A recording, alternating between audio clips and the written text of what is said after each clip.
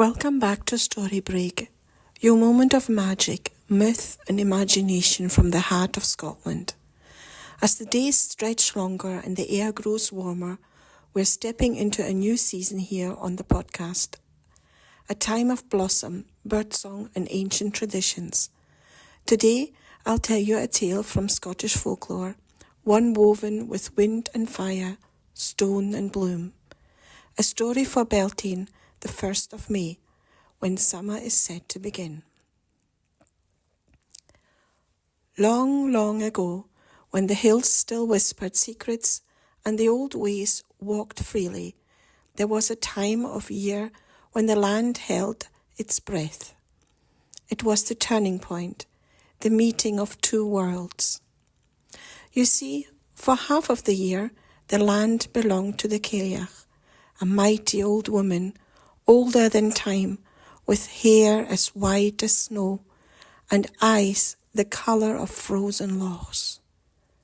She ruled winter with a stone staff in her hand, one strike of which could freeze the earth solid.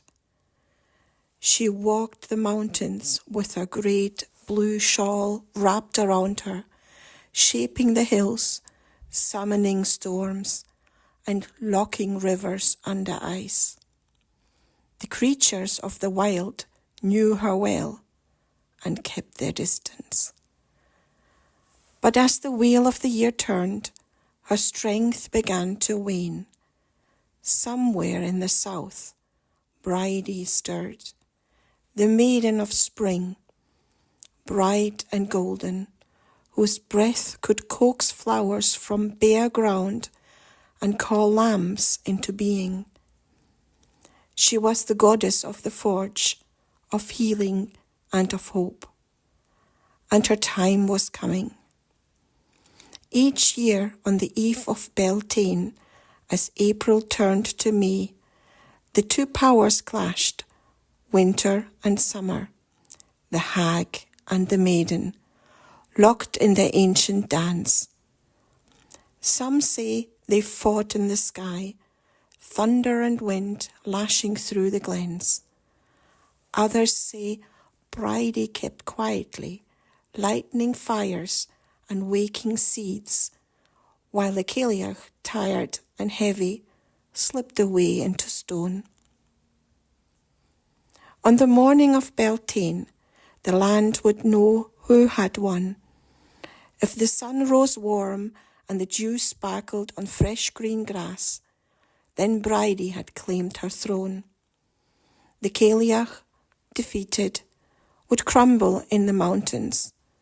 Some say she turns into a grey boulder at Ben na Cailleach on the Isle of Skye, resting there till winter calls her back once more.